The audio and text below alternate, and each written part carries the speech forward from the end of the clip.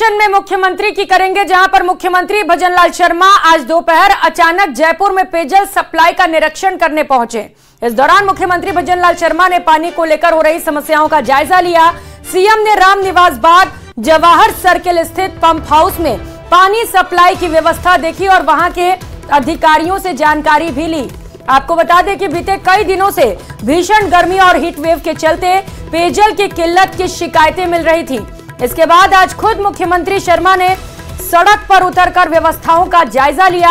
इस दौरान मुख्यमंत्री ने भीषण गर्मी को देखते हुए पक्षियों के लिए परिंदे लगाने और उनके लिए दाना पानी के व्यवस्था के भी निर्देश जारी किए हैं। इसके साथ ही मुख्यमंत्री ने अधिकारियों को निर्देश दिया कि वो पेयजल सप्लाई सुनिश्चित करें और गर्मी के मौसम में लोगों को हो रही किसी भी प्रकार की समस्या का तुरंत निस्तारण करें। मैं पानी के बारे में कहूं, 2023 तक ये योजना जेजेएम की पूरी होनी थी, लेकिन सरकार ने उन योजनाओं को पूरा नहीं किया। उनका पैसा पूरी तरह से योजनाओं के हिसाब से जो लगना चाहिए था 2023 तक वो नहीं लगा। हम कहना चाहते हैं आने वाले समय में बिजली पानी की कोई किसी भी तरह से कोई समस्या नहीं रहने दी जाएगी। और हमारी सरकार जो हमने कहा है, हमने 1,65,000 करोड़ का एक एमयू बिजली में किया है, 65,000 करोड़ रुपए का एक किया है। आने वाले समय में बिजली की भी पूर्ति होगी और जेजेएम के माध्यम से हम पानी की भी व्यवस्था पूरी तरह से करेंगे। किसी आमजन को कोई परेशानी नहीं होगी। आज निश्चित रूप से मैंने 2 पंप हाउस देखे हैं। मैं धन्यवाद देना चाहता हूं सभी कर्मचारी और अधिकारियों को कि उन्होंने बहुत अच्छी माकूल व्यवस्था की है पानी पहुंचाने के लिए। वो मैं धूप में निकला, मेरे को कई अधिकारी धूप में ही खड़े मिले और वो पूरी चिंता के करते हुए अच्छा काम कर रहे हैं। ऐसे सभी को मैं धन्यवाद देना चाहता हूं।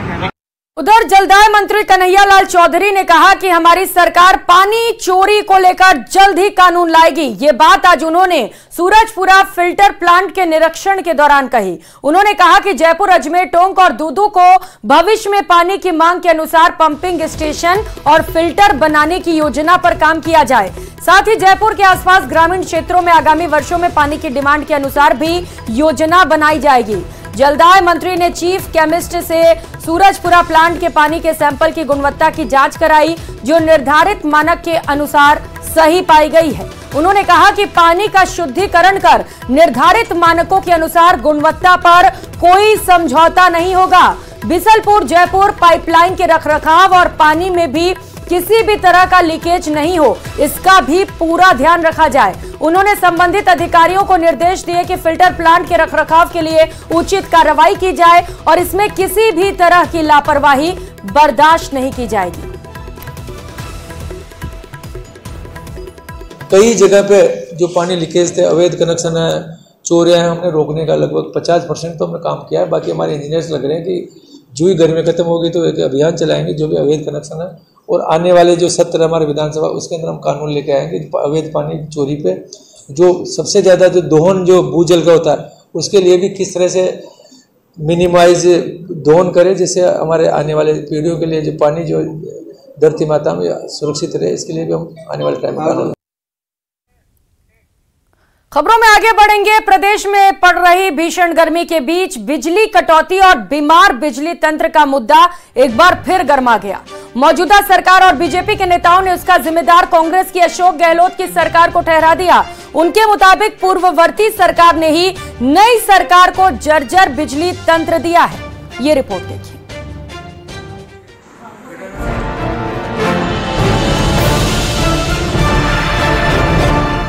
प्रदेश में बिजली संकट पर छिड़ी रार। कांग्रेस ने बीजेपी को ठहराया कसूरवार। पानी और बिजली की जब बात करते हैं तो कोई जिम्मेदार सरकार का मुख्यमंत्री या मंत्री उसके ऊपर जवाब देने के लिए तैयार नहीं है। कांग्रेस सरकार पर बीजेपी का कड़ा पलटवार। बिजली की किल्लत के लिए कांग्रेस की नीयत और नीति है जिम्मेवार। हम गर्मी में वापस करेंगे। अरे भाई, गर्मी में आपके पास तो और डिमांड ज्यादा रहेगी। उधार में बिजली उस समय ले ली और अब उसको चुकाने का वादा कर लिया। रखिए सब्र, पावर सेक्टर में राजस्थान बनेगा आत्मनिर्भर।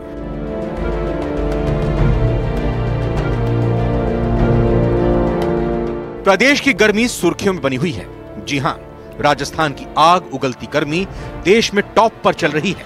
इसी के साथ बिजली की खपत भी पीक पर पहुंच चुकी है। पिछले साल के मुकाबले इस बार बिजली की डिमांड में 15% का इजाफा हुआ है। मई के पहले सप्ताह में ही बिजली की मांग में 20% से ज्यादा का उछाल देखा गया है। सप्लाई लोड बढ़ने की वजह से कई थर्मल यूनिट्स ठप हो गई हैं। शाम 6 से रात 10 बजे तक लगभग 2000 मेगावाट की कमी से विभाग जूझ रहा है, जिस पर कांग्रेस हमलावर है। आज कहीं भी देखो पानी के लिए धरने दिए जा रहे हैं, बिजली है नहीं, और फिर भी औचक निरीक्षण के अलावा कुछ भी नहीं किया जा रहा है। और औचक निरीक्षण का रिजल्ट क्या आया? जबकि प्रदेश के ऊर्जा मंत्री हीरालाल नागर भीषण गर्मी के बीच बिजली संकट को लेकर भजनलाल सरकार के एक्टिव मोड में काम करने के दावे कर रहे हैं और पूर्ववर्ती अशोक गहलोत सरकार को वित्तीय कुप्रबंधन पर घेरते आ रहे हैं। पूर्ववर्ती सरकार ने विरासत में दिया जर्जर बिजली तंत्र। बिजली की किल्लत का कारण प्रतिदिन 147 लाख यूनिट बिजली कांग्रेस सरकार के पूर्व बैंकिंग समझौते के तहत लौटानी पड़ रही। बैंकिंग समझौता ना होता तो आज प्रदेश में पर्याप्त बिजली होती। उत्पादन बढ़ाने, प्रसारण और वितरण के सुदृढ़ीकरण पर कांग्रेस सरकार ने नहीं दिया ध्यान। पूर्ववर्ती सरकार ने जब सर्दियों में बिजली दी तो उसका एमओयू कर लिया कि हम गर्मी में वापस करेंगे। अरे भाई, गर्मी में आपके पास तो और डिमांड ज्यादा रहेगी, उधार में बिजली उस समय ले ली और अब उसको चुकाने का वादा कर लिया। हीरालाल नागर दलील दे रहे हैं कि प्रदेश की भजन सरकार पूर्ववर्ती सरकार की वजह से पैदा हुए हालात में सुधार कर रही है। नागर कहते हैं कि कांग्रेस के राज में 65% बिजली उत्पादन होता था, जिसे नई सरकार ने बढ़ाकर 75% तक कर दिया है। ऊर्जा मंत्री हीरालाल नागर आश्वस्त करते हैं, नियमित बिजली आपूर्ति के लिए सभी प्रयास किए जा रहे हैं। रात में बिजली की मांग बढ़ जाती है, ऐसे में शाम के समय में राजस्थान में पवन ऊर्जा का उपयोग भी किया जा रहा है। इसके अलावा मांग को पूरा करने के लिए नेशनल पावर एक्सचेंज से भी बिजली खरीदी जा रही है। जिस तरह का जीर्ण क्षीण अवस्था में राजस्थान में बिजली का तंत्र मिला है, उसको ठीक करने में कहीं कुछ समय तो चाहिए। और निश्चित रूप से हम आपको विश्वास दिलाता हूं आपके चैनल के माध्यम से कि आने वाले समय में हम राजस्थान में बिजली उत्पादन में सिरमौर बनेगा। इतने हमने केंद्रीय उपक्रमों के साथ एमओयू कर लिए हैं और उसका हमें फायदा राजस्थान को आने वाले इसके निश्चित मिलेगा। मौजूदा सरकार ने तकरीबन 32,000 मेगावाट बिजली उत्पादन के लिए 3 विद्युत निगमों और 6 केंद्रीय उपक्रमों के साथ एमओयू किए हैं, जिनमें 1,60,000 करोड़ रुपए के निवेश की बात कही गई है। सरकार ने दावा किया है कि वो बिजली के उत्पादन, प्रसारण और वितरण तंत्र पर समग्र तौर पर काम कर रही है। इससे आने वाले दिनों में प्रदेश के ऊर्जा क्षेत्र में आत्मनिर्भर बनने का मार्ग प्रशस्त हो सकेगा। न्यूज़ 18 राजस्थान के लिए जयपुर से लवली वधवा की रिपोर्ट। तो वहीं जिलों के प्रभारी सचिवों को कलेक्टर्स और जिलों में फील्ड के अन्य अधिकारियों की मॉनिटरिंग का जिम्मा सौंपा गया है। इसके तहत प्रभारी सचिव अपने अपने प्रभार वाले जिलों में सरकार के सर्वोच्च प्राथमिकता से जुड़े बिंदुओं की समीक्षा करके 31 मई को वरिष्ठ अधिकारियों की प्रस्तावित बैठक में अपनी रिपोर्ट देंगे। खास बात यह है कि इन प्रभारी सचिवों को अपने प्रभार वाले जिलों में 2 दिन रात्रि विश्राम और रात्रि चौपाल करके समस्याओं का समाधान करने के भी निर्देश है। प्रदेश में पानी का संकट लगातार जारी है, बिजली का संकट है, हीट वेव का दौर है और ऐसे में तमाम व्यवस्थाओं को लेकर कोई दिक्कत ना हो, इसी को लेकर ये दिशा निर्देश जारी किए गए। इस बात को लेकर सवाल उठाए जाने लगे हैं कि प्रभारी सचिव अपने अपने क्षेत्र में काम को लेकर लापरवाह हैं। ऐसे में चुनाव में ड्यूटी और प्रभारी जिले के ग्राउंड विजिट के आदेशों के बाद अब आनन फानन में अधिकारियों में भाग दौड़ का दौर जारी है।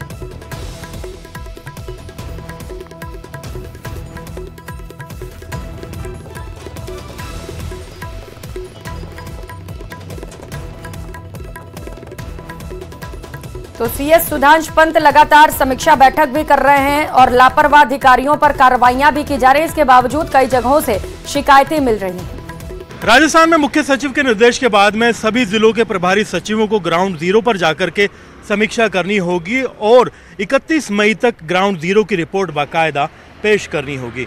इन तमाम हालात को लेकर के पहले से ही अगर देखा जाए सभी जिलों में प्रभारी सचिवों की नियुक्ति की हुई है, लेकिन जो सिचुएशन है उसमें हर महीने में 2 बार इन प्रभारी सचिवों को ग्राउंड जीरो पर जाकर के उन तमाम मुख्य बिंदुओं पर रिव्यू करना था। लेकिन अब जब हालात प्रदेश के अंदर पानी से लेकर के बिजली से लेकर के हीट वेव से हो रही मौतों के मामलों को लेकर के सवाल उठने लगे हैं, तो मुख्य सचिव के सवाल करने के बाद में एक तरह की भाग दौड़ प्रभारी सचिवों में मची है और वो ग्राउंड जीरो पर जा रहे हैं और वहां जाकर के बाकायदा उन तमाम बिंदुओं पर रिव्यू कर रहे हैं। बड़ा सवाल ये है कि इन प्रभारी सचिवों की नियुक्ति जब 1 मार्च से ही कर दी गई थी तो वो ग्राउंड जीरो पर क्यों नहीं जा रहे थे, हालात को लेकर के पहले से ही काम क्यों नहीं किया गया, और अब जब आनंद फानन में वो ग्राउंड जीरो पर जा रहे हैं किस तरह का काम करके कैसी रिपोर्ट वो पेश करते हैं। 31 मई को इस पूरे मामले में खुद मुख्यमंत्री एक बड़ी रिव्यू मीटिंग करेंगे जिसमें सभी सीनियर अधिकारी और प्रभारी सचिव भी मौजूद रहेंगे और मुख्य सचिव भी मौजूद रहेंगे। देखना ये होगा कि इस बड़ी बैठक के बाद में इन ग्राउंड रिपोर्ट्स को लेकर के क्या निर्देश दिए जाते हैं और क्या एक्शन प्लान तैयार किया जाता है। कैमरा पर्सन मान सिंह के साथ में अरबाज अहमद, न्यूज़ 18 के लिए जयपुर से। और कर लेते हैं इस बीच मिल रही बड़ी खबर का। श्रीगंगानगर से बड़ी खबर है जहां पर नशा तस्कर के घर पर बुलडोजर चला है। पुलिस की ओर से यह बड़ी कार्रवाई की गई। हरीश कुमार निवासी गांव 6B धनूर में यह कार्रवाई की गई है। पिछले कई सालों से लगातार आरोपी नशे के कारोबार में लिप्त था। केसरी सिंहपुर थाना पुलिस की ओर से यह कार्रवाई की गई। राज्य सरकार और PHQ के निर्देश पर पुलिस की ओर से बड़ा एक्शन लिया गया है। नशा कारोबारी के घर पर बुलडोजर चला कार्रवाई के दौरान की ये तस्वीर आप देख पा रहे हैं। कई सालों से ये आरोपी नशे के कारोबार में लिप्त था और इसके बाद इस पूरे मामले पर संज्ञान लेते हुए बड़ी कार्रवाई की गई है। हरीश कुमार धनूर के यहाँ कार्रवाई की गई है। पिछले कई सालों से ये कारोबार में लिप्त था, नशे का कारोबार कर रहा था। केसरी सिंहपुर थाना पुलिस ने बुलडोजर से घर को ध्वस्त कर दिया है। तो नशा तस्कर के घर पर बुलडोजर चला है। साफ तौर पर संदेश सभी नशा कारोबारियों को जो अवैध तरीके से नशे का कारोबार चला रहे हैं कि अगर इस तरीके से अब नशे का कारोबार चलाएंगे तो ठीक नहीं होगा। सहयोगी अशोक हमारे साथ जुड़ चुके हैं। अशोक, बड़ा मैसेज सभी नशे के कारोबारियों को। आवाज पहुंच रही है अशोक?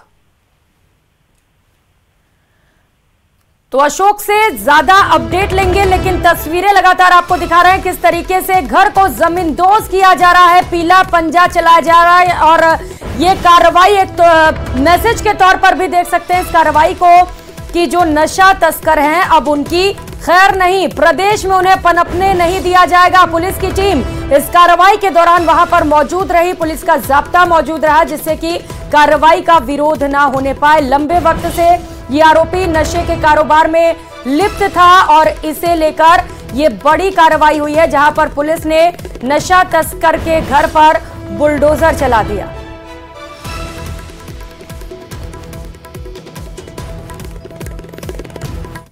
और करेंगे अगली खबर का। राजस्थान के जलदाय मंत्री के एक बयान पर सियासी घमासान मचा हुआ है और पूरे मामले पर बयानबाजी से लेकर सोशल मीडिया पर सियासी जंग जारी। आखिर क्या है पूरा मामला, इस रिपोर्ट में देखिए।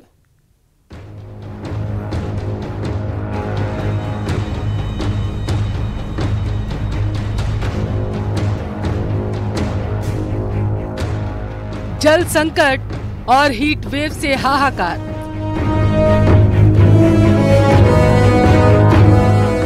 मंत्री के बयान पर छिड़ा सियासी वार। फूंक मार दूं या कोई मैं बालाजी बन के तुरंत आपको तुरंत लाके वो कर दूं, जो मेरे पास जो पानी उपलब्ध है उसी को तो मैं डिस्ट्रीब्यूट करूंगा। राजस्थान के कई जिलों में पारा हाफ सेंचुरी कंप्लीट कर चुका।